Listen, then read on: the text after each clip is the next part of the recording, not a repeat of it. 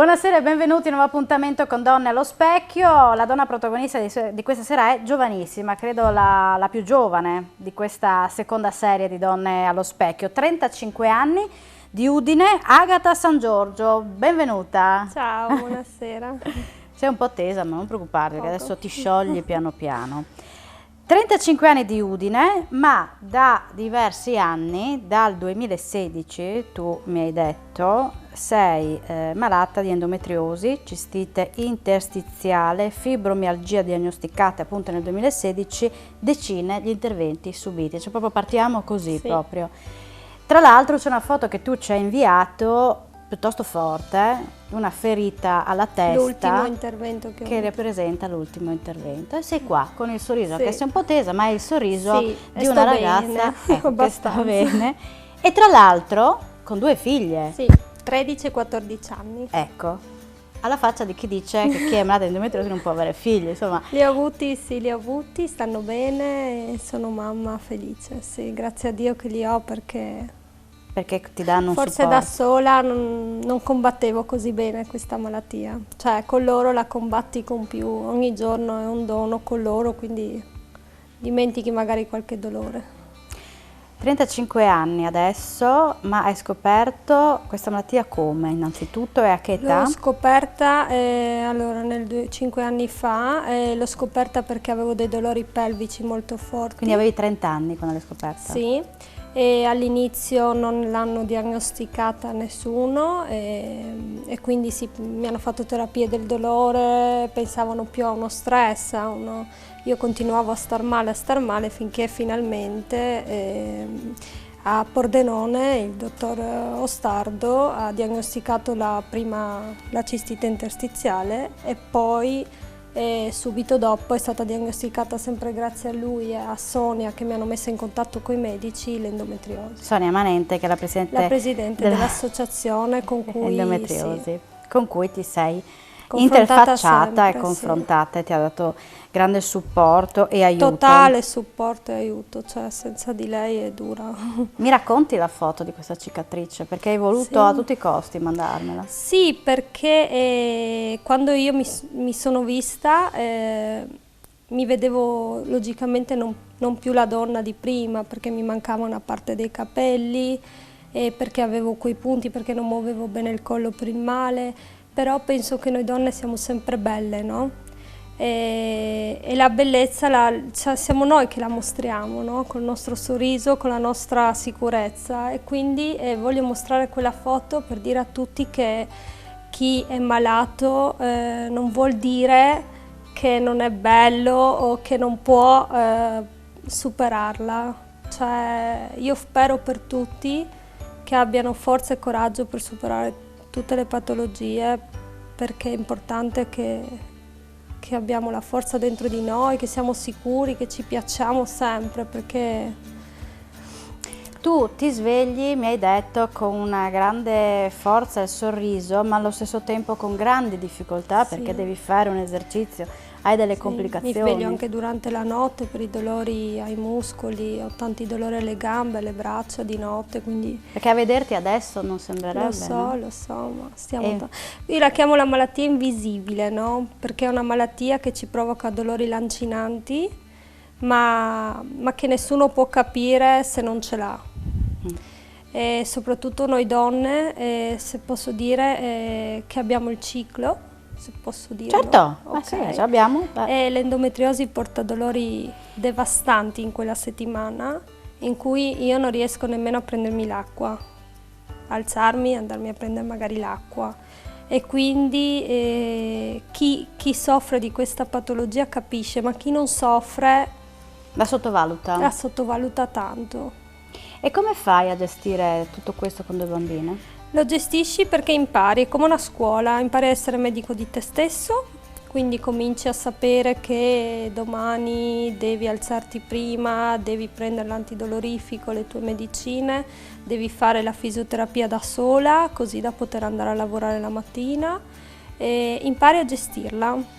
Sai che quando ti sta per venire il formicolio alle gambe ti siedi, sai che quando comincia il mal di testa prendi prima che diventi forte qualcosa, cioè abbiamo diventiamo medici, diventiamo proprio medici noi, medici di noi stessi. Ti curi da sola? Da sola, sì. Sì, ma questo grazie a tanti anni di esperienza che ti sei fatta, Sì. di fatto. Come quando hai le perdite, sai che ci sono alcune perdite in cui devi andare in ospedale perché vuol dire che è comparso qualcosa che devono togliere. Ti è capitato così? Sì, mi è capitato che avevo perdite, quindi ho chiamato urgente Sonia e gli ho detto sto di nuovo male. Lei mi ha messo in contatto con la ginecologa che subito poi mi ha operato, perché capisci che ci sono delle cose. Cioè capisci che il fisico sì, che ti c'è sta qualcos'altro, dando un allarme. Sì, lo capisci dal dolore, dal colore delle perdite, da come stai.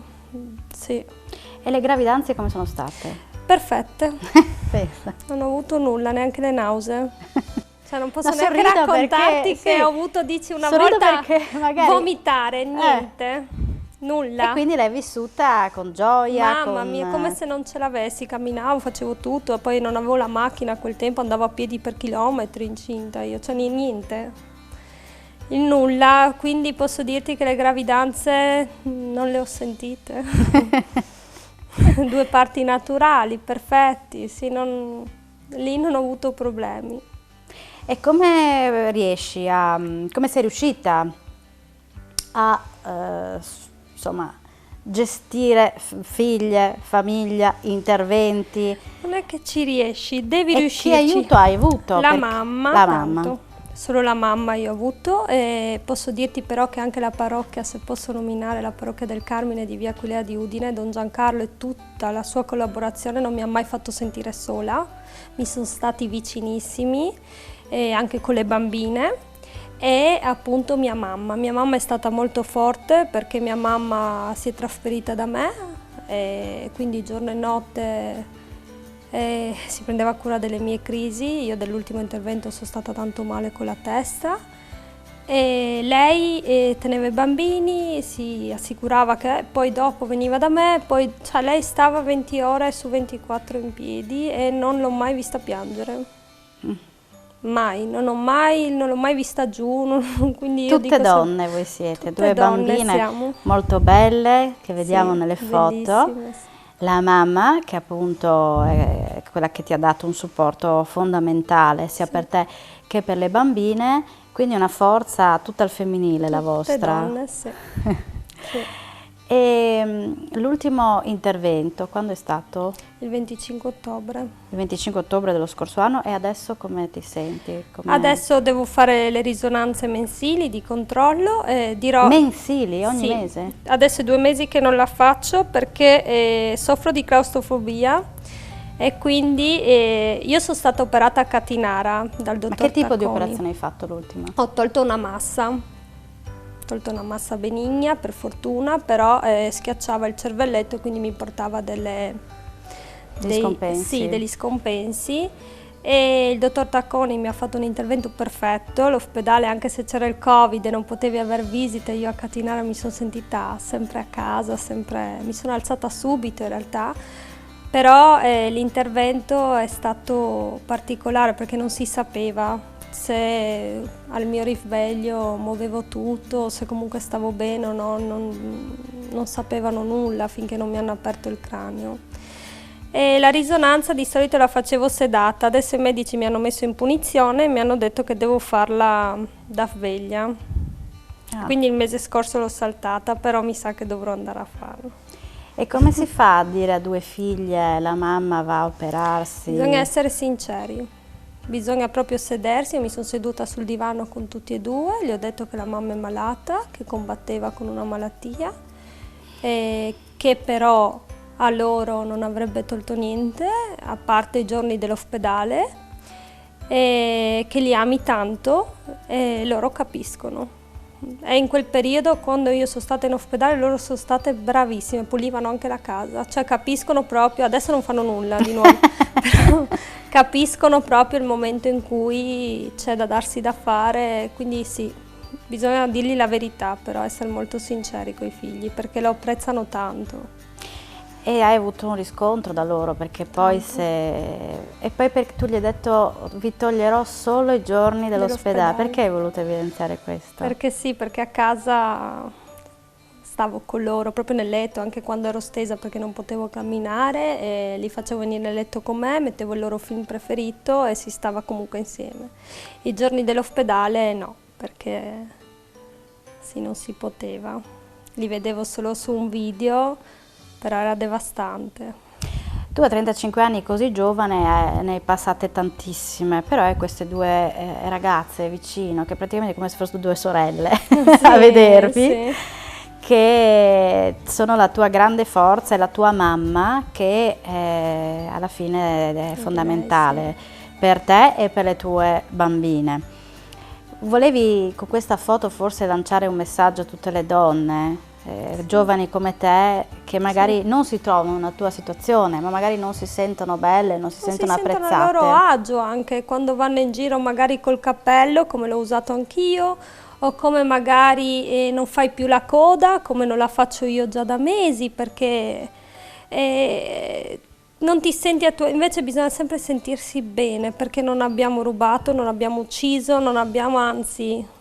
Dobbiamo appunto far vedere con che coraggio abbiamo superato questa cosa. E dove trovi la forza per dire tutto questo? Non lo so, non ho idea, viene da sola, quando ne hai bisogno viene fuori. Quando ti hanno detto che dovevi fare un ulteriore intervento? È stata dura, perché era già, io mi ero operata a novembre, poi a marzo, e quindi quello di ottobre era la terza anestesia totale, era un po'... è stata dura perché all'inizio in realtà si sperava che si riusciva a ridurlo e non si apriva il cranio. In verità è cresciuto e quindi è stata dura, sì, è stata dura perché non sapevo niente di come... Sì, non sapevi che cosa poteva succedere. Sì, e quindi ho lasciato a casa tutto a posto pensando che magari invece sono stata bene, sono qua che lo racconto. E guardandoti allo specchio adesso, che ragazza vedi? Devo guardare? No, dopo ti guarderai. E quando tu ti guardi allo specchio la mattina, quando ti capita di guardare... Una ragazza come tutte le altre, che ha superato tutto egregiamente, sono orgogliosa di me. Sono contenta della mia vita, se torno indietro rifarei tutto, anche le cadute, cadrei di nuovo, appunto per rialzarmi, perché so che se mi è arrivata a me perché io riuscivo a superarla. Quindi sì, vedo me, mi vedo bene, sono contenta di me, sono sicura di me e quindi ogni giorno lo affronto come un regalo. C'è, me lo vivo e so che è un altro giorno che io ho per star bene. Adesso sei in una condizione tale da dire sono serena? Sì, sono serena lavorativamente, sono una mamma serena e la malattia ci convivo bene, quindi sì, sono serena, sono felice abbastanza. Io Agata ti ringrazio per il Grazie messaggio che hai voluto lanciare a tutte le donne all'ascolto e non solo alle donne, perché questo è un messaggio che deve essere rivolto a tutti. Grazie davvero. Grazie a te. E complimenti. Grazie per a tutto. voi, grazie a voi di avermi dato questa possibilità. Grazie ad Agata San Giorgio, grazie a voi per l'attenzione, grazie all'Italia Palace che ci ospita e noi ci vediamo alla prossima puntata di Donne allo Specchio.